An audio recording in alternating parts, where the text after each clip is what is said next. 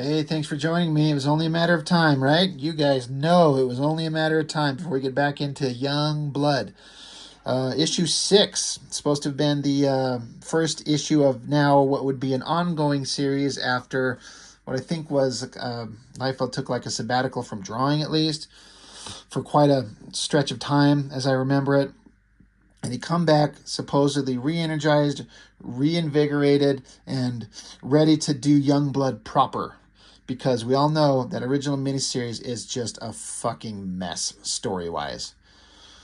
Artistically, it's Liefeld, whatever. Just whatever.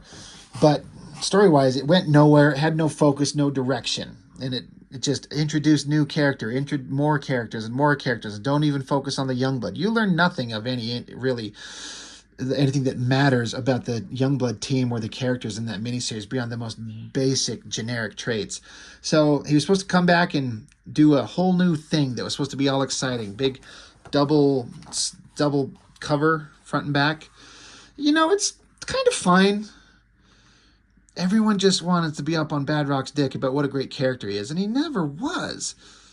Like the whole idea of he's a kid but in a monster's body, but he never came across as a kid to me, and I know I say that every time.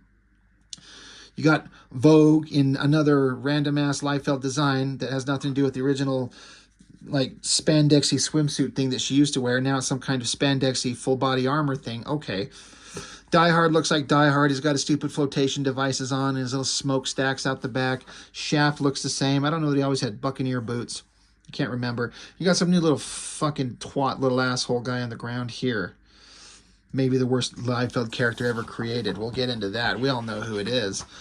But I remember we all, most of us watched the Kayfabe channel, the cartoonist Kayfabe, and they did a page turn, like a walk through this book with Liefeld. Ed and Jim did a walkthrough of this book with Liefeld on there, and Liefeld just tended to want to just go on and on about all kinds of stuff, and I don't know, I don't seem to remember them getting into much deep, interesting stuff about the comic book itself as much as they were just like, oh, isn't Kiko the greatest colorist ever? And how did he do that? And what was the division of labor? And Danny Meekie's inking you permanently. And Liefeld's like, yeah, but I do all the faces and then I'll let him do everything else. I'm like, oh, okay. So starts out Cable riding a motorcycle with a little smiley face on it from some bad guys. Now, I'm like, I used to be like, fucking you just putting a guy in here that looks just like Cable. The same kind of receding hairline, the big body, the robotic arm, and a glowing eye. But he's not Cable, he's Colonel Bravo. But then part of me, I saw someone else mention online somewhere, they were like, Liefeld's just kind of reminding everybody that he created Cable, not Marvel. And so he can take a similar visual design and run with it if he goddamn well wants to. And in that kind of respect, I was like, all right, that's fair. Liefeld did create Cable. And if he wants to have a character that looks just like him, just different enough to be, a unique one-off, or not a unique one-off, but like different enough that he's not going to get sued, then sure, fine. And again, they were talking about how this coloring was just amazing, and I guess it's fine. I don't know. It's part of it's like it's a little overworked. I don't hate it at all. It's fine. Anyway, he's running, he's looking, he's turning and shooting. Fucking Jesus fucked Christ. There's nothing on his head, right? Or at least there's nothing on this side. It took me a second to stare at this.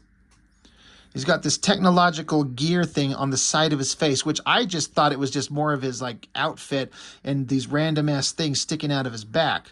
But there's nothing on this side of his face, right? He's on a motorcycle. He's running from who the fuck knows, who cares. By the way, printed June 94, so I was still 11th grade in high school. Jesus Christ. But now the stupid technological shit is on both sides of his face. Why are we treated to such fucking stupidity? And why do people just let it go? Like, oh, it's just Liefeld. It's just wild. It's crazy. I'm like, it's stupid.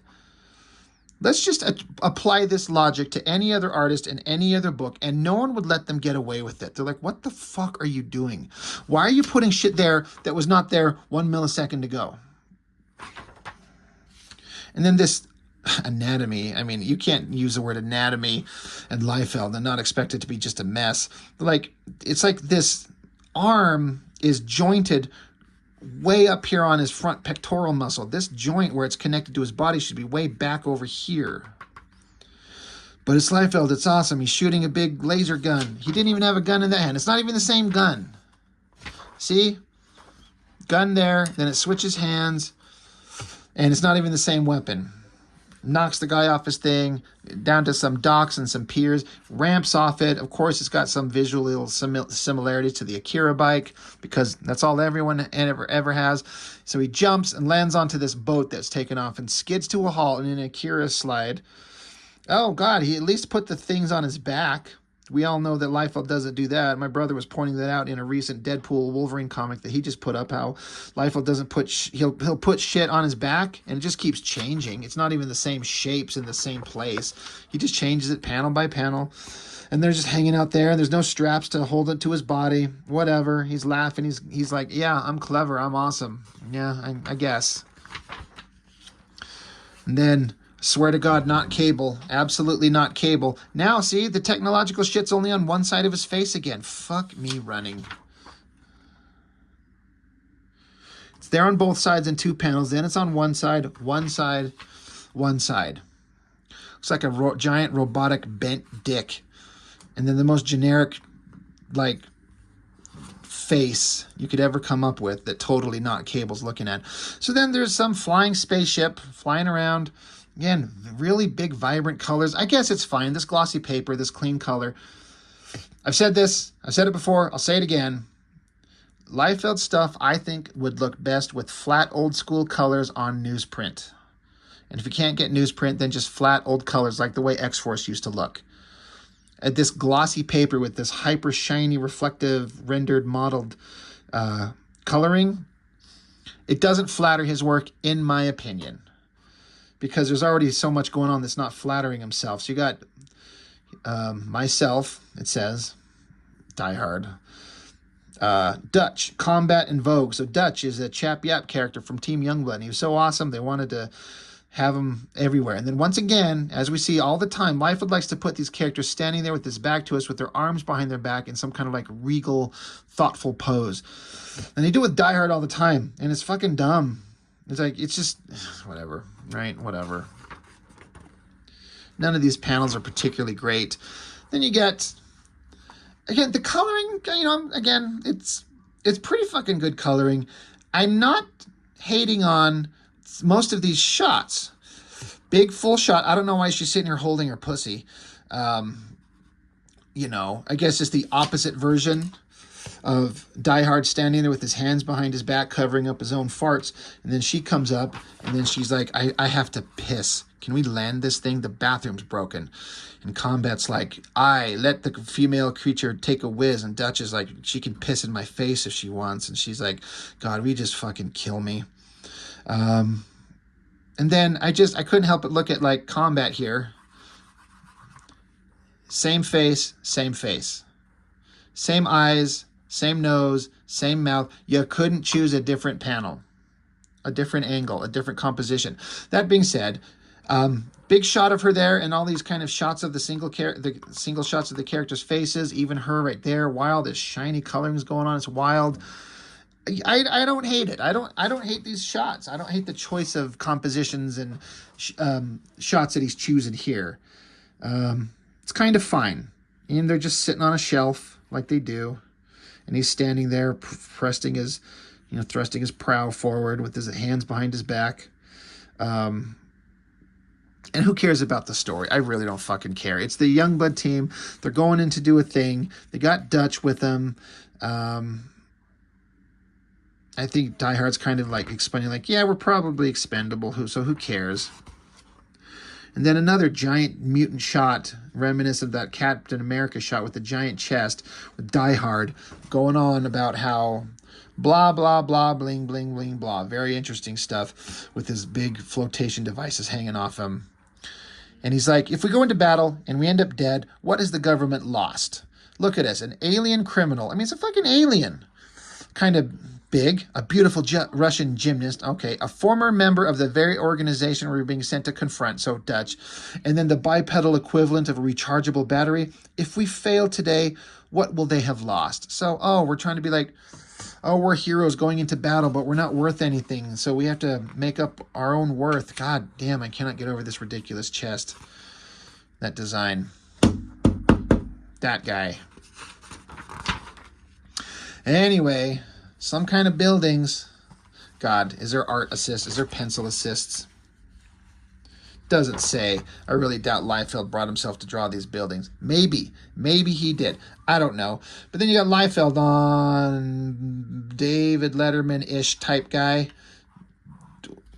Fucking just stop. Generic face. Stupid Badrock. Doesn't come across like a kid at all. So they're having goofy conversations. Ha, he's sucking up the life of a popular celebrity superhero. And then we got to have somebody in the audience interrupt. Didn't something like this happen in Watchmen, where some chick shows up with a gun and wants to shoot him? Why are all these guys sitting here with their eyes shut and their mouths agape? This goofy look on Badrock's face. Whatever, Everyone, again, I keep thinking how everyone's just like, Badrock's so great. He's the greatest Liefeld character ever created. You mean a giant, soulless, faceless, shapeless monstrosity? Yeah, you're right. It is. And he yells, "Dole," like Homer Simpson. Dole. Okay. So he jumps up, and girl with gloves and spandex pants and gun with no handle pointing it at him. She's pointing it at not Badrock, but the stupid talk show host.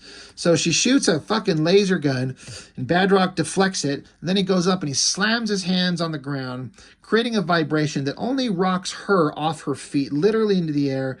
And so he can catch her, and everyone else is like, "Oh my God, did you feel that vibration?" The whole floor is shaking, but she's the only one who fell off her feet into his hands, and then he fingers her and knocks her unconscious. Which, I've done that. But then now Badrock's got a manager guy. He's like, "Oh my God, you did good, great. Your ratings are through the roof. Everyone's going to love you. You're so cool. I've got round glasses and a big smile. This is so awesome. This is so great." Yeah. Because, Liefeld, to his credit, is trying to show the celebrity lives of these characters. But the only one he really does it to is Badrock, because that's the only one he gives a shit about. You got the White House traced off 100%. There's no way Liefeld drew that on his own. And that's fine. Do it. Make it at least look believable, because you can't draw it any other way. So then you got Shaft and, I swear to God, not Cable, walking through the ground, and the cameras, I guess, at their feet, but there's no up perspective looking at them. Where the camera's mid-range looking at them straight on here. But as you get down, you can tell that if you have this shot like this, where it's on this ground level, where you're looking at the bottom of the table, the camera, quote unquote, is sitting on the ground. So these guys should be angled back at a more severe angle, but that is beyond Liefeld's understanding or ability. So Shaft, and I swear to Jesus Lord Christ, that is not Cable, talking about, "Hey, the team, we got to have some changes. We're going to have some new team members. So let's go into this room. I'm going to point my hand out there, and I'm going to introduce you to," because Liefeld wanted to have a rotating Youngblood membership like the Avengers did. Yeah, can you at least introduce the characters to us and have them be interesting before you start rotating them out for the Youngblood of tomorrow? Fucking twat-ass looking stupid robotics version 2 of Die Hard, and fucking stupid-ass from Melbourne, Australia. We love Australia, don't get me wrong, but we don't like Night Saber. He's like, "Good day, mate. I'm from Australia, in case you didn't know, right?" And then I suddenly turned into an English accent. And then this fucking little twat here, Troll. Bartholomew J. Troll. I wish Badrock would just eat him and shit him out and be done with it. So fucking stupid. He's like, "Wait a second. A second Die Hard? Isn't that a little redundant?" He's like, "This new unit is much more versatile than the current model." And Shaft's like, "The current model is a human being, you dickweed." And then Troll is like, "You got to lighten up, dude. We got to lighten up. You quit being a twat. Lighten up." And Shaft's like, "Hey, look at my neck and the lack of my back of my skull. I don't have time to be lighten up. I've got serious medical problems because I'm drawn by Liefeld. So he's pointing at him, some color things going on in the goggles, and Troll's trying to be like this wise old sage, like, hey, I've seen all kinds of shit and Shaft ain't having it, and swear to Lord Jesus Harris, help me, that is not Cable. And he's on the phone, and then suddenly there's an explosion outside the window. All right. Graves, not Cable. Are you all right? All right, what do we got out there? And Die Hard version 2, stupid version. There's over half a dozen unidentified hostiles, armed and dangerous. Well, all right. Well, guess what? It's hear me, leaders of America.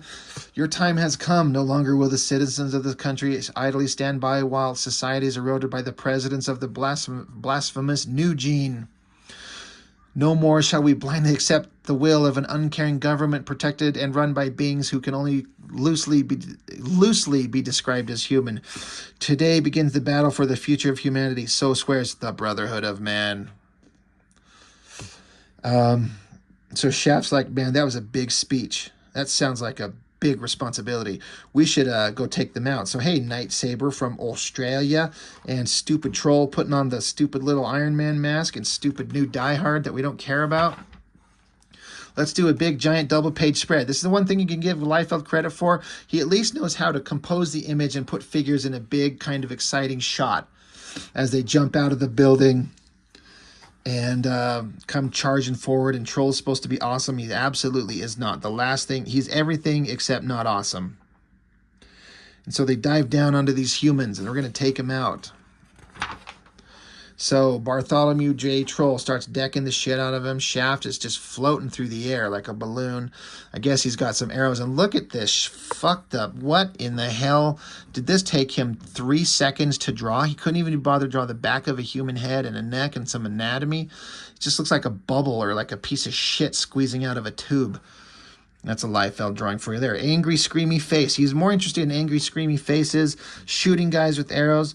And then here comes Night Saber. At's telling him, Shaft, now if you don't mind. Nathan Judd, is this how Australians talk? Do you love Night Saber because he's the greatest Australian character to come out of comics ever? I think I'm getting a bit overdue on proving me worth as more than just some smart set of togs and a fancy name.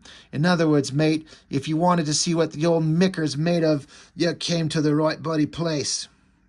So he's kicking this guy. It's just dumb. Angry face, and then repeat angry face, and then basically same angry face, but gritted teeth. And then look at these sleeves of his fucking jacket. It's just straight, like coiled dog turds or something like that. Just dumb, fight, dumb, fight. I guess these little single shots are kind of okay. But Night Saber's awesome, right? Not bad at all for a first outing, eh? And he's like, here, I thought I had an audience. Meanwhile, robotic Die Hard, flying along, coming down to the van, trying to get away. Big laser blast, coloring, going for it. Get that coloring in there. And he misses. Unless he tried to blow up the ground in front of him or intentionally missed, whatever. Lands in front of him. Looks like he did some John Romita Jr. squared off kind of cable hand designs going on here with the technological hands. Not a bad idea. Shaft and his weird fucked up skull in his neck here. Giant explosions. Stupid Bartholomew J. Troll is still decking the shit out of these humans. Knocking them around, stomping them. He stomps the groin and then he re-stomps the groin. And he stands on top of him with his arms folded. And then we got to waste time for a giant double-page spread of him standing on top of the guy. And Liefeld was really proud of this page. He said in an interview, he's like, God, I really did that. I'm really good at drawing comic books. I'm a good artist. And then these little shiny halo things all over the mask. I mean, it's pretty interesting, I guess. And then Die Hard flying down, carrying the van, landing on the ground. And Jesus, Lord, stop asking. It's not Cable. He's up there going, excellent. An admirable performance by everything. All is working well. And then I guess suddenly there's a bunch of news reporters on the scene. And they're like, hey, everyone stand still and take a picture. You just saved, I mean, I guess you saved yourselves. You didn't save us, but you saved yourselves from a bunch of humans in spandex. A bunch of superhumans beat the shit out of them. Good job.